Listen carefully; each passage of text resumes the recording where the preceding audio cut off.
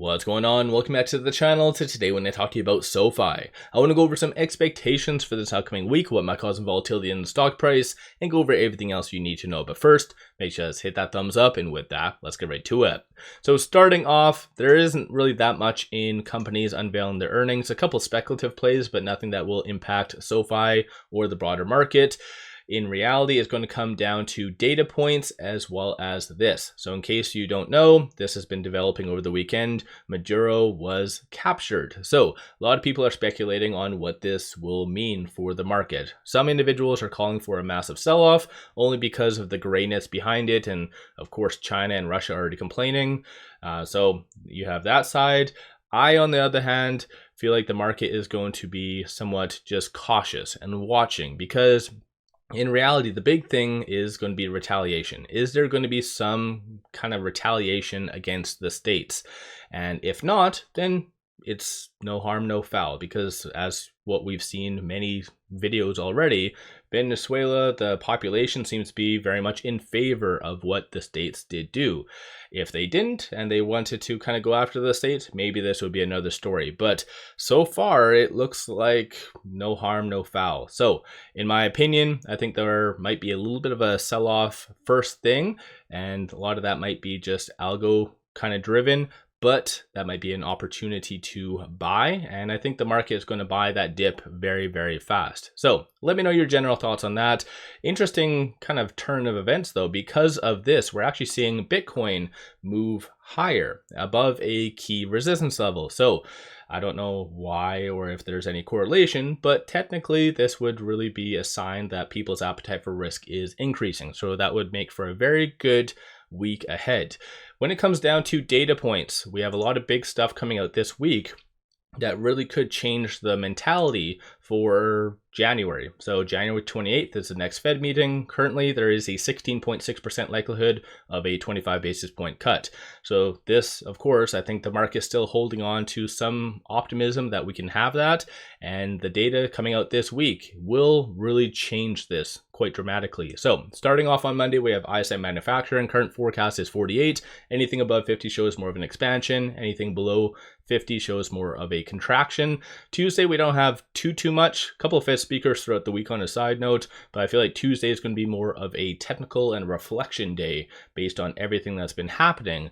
Wednesday, we do have ADP employment and JOLT. So that's going to be a very big deal, because the Feds technically have stated that they're now going to be paying attention to inflationary data, but labor and housing, that's still on their watch list. So a lot of big stuff that technically could really push this a lot higher. Aside from all of that though, on Thursday, we do have challenger job cuts.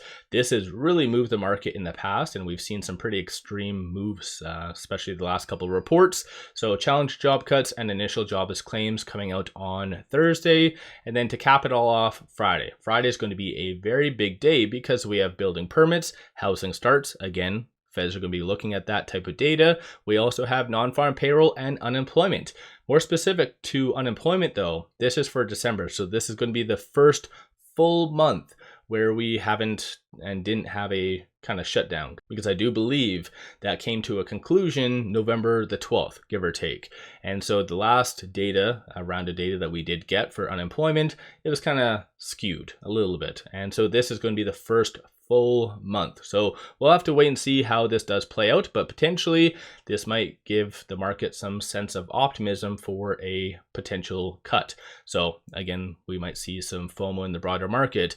One additional thing is coming out, and that is CES. So January the 6th to the 9th in Las Vegas. So a lot of big names.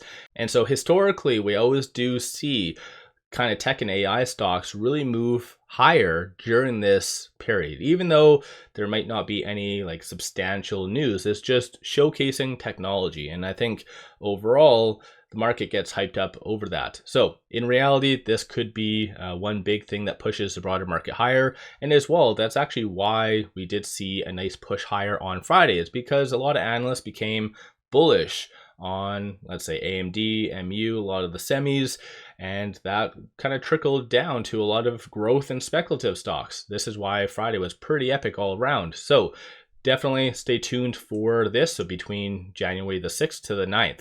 Aside from that though, there isn't really anything planned associated to SoFi, so no fireside chats, no interviews. In case you missed it, they did announce the date of their earnings, and so that is slated for January the 30th. So we'll just have to kind of sit tight and wait. I've been watching just to see if any analysts have changed any of their estimates, because as I've mentioned many times in the past, analysts can change their estimates without officially changing their ratings. Although historically, it just kind of annoys the hell out of me, but analysts feel justified to give ratings on SoFi in the 2 weeks prior to an earnings. That is the dumbest thing that has ever happened all the time, and it's very consistent. So the bears always come out, that's usually the last week.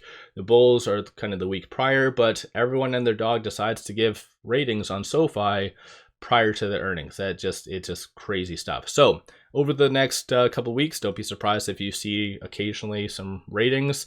And like I said, the bears are typically the week prior to their actual earnings, just obviously to manipulate it. But aside from that though, looking at shorts, going into this upcoming week, 9.5% of the free floats being shorted, works out to be 118 million shares overall being shorted. Still see some signs of naked shorting, so there is more shares being shorted than on loan, so that technically shouldn't happen. From a bull's standpoint, based on the options, you see a consensus for it to be roughly around 28 to 28.50. So definitely good to see. Bears are anticipating for it to be sub 26. So oddly enough, you see some more bearishness going on.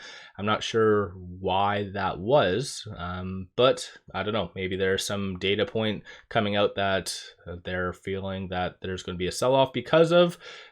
Again, when it comes down to a lot of this data, there's a lot of big things that could move the market in either direction, just to be fully fair. But I do feel based on kind of the forecasts, it's going to come in kind of better than anticipated in my opinion, but bears clearly think otherwise. From this viewpoint, so the open interest, we did have 13,000 at the 27 in the money. As I mentioned on my Friday video, I think that was already covered because on the dark pool, there was a 1.1 million transaction that was done after hours, $31.2 million worth. And I think that's market makers covering. So most likely you won't be seeing any bump up come Monday. So no gamma squeeze or anything like that. With it closing on Friday at 27.46, it is smack dab in the middle between this R1 and the pivot. So 27, 26, and 2025 is, or I don't know if I said that wrong, 25, 25 is going to be the next strong supports, 29, 26, and then 30, 50 is going to be the next strong target / resistance points. Aside from that, quickly popping over here, looking at the 1 hour chart.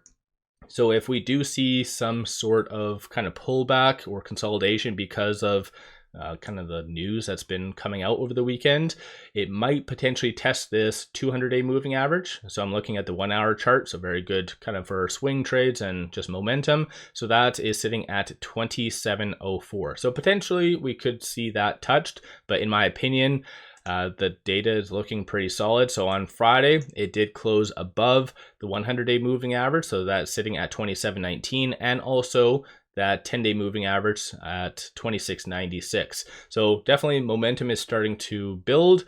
And for this upcoming week, one key point that you really want to watch for it to get over is this 50-day moving average, 28.06.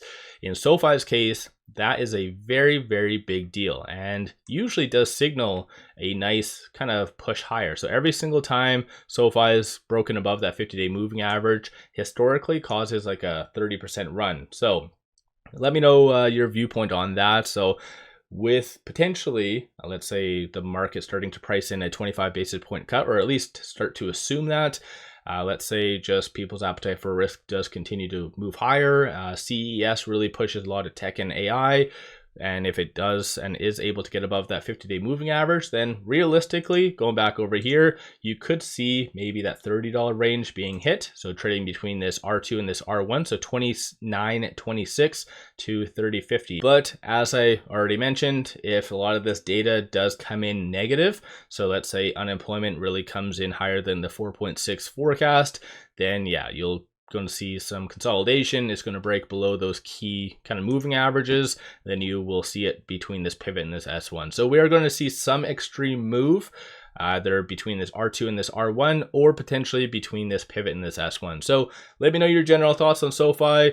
What's your viewpoint on Venezuela? Do you think that's going to be really moving and impacting the broader market? It is fair to assume as well oil is going to go up. So anyone holding any oil stocks, you're going to do pretty good for that. As long as you're not shorting it, then you're kind of screwed a little bit. But nonetheless, going to be an interesting week. Hopefully everyone's having an amazing weekend thus far. And then one final thing, pop over to my Patreon if you're looking for some solid on-point buy signals on stocks, options, crypto. Put out daily day trades, numerous swing trades, worthwhile to pop over there and check that out. With all that said, appreciate all of you watching.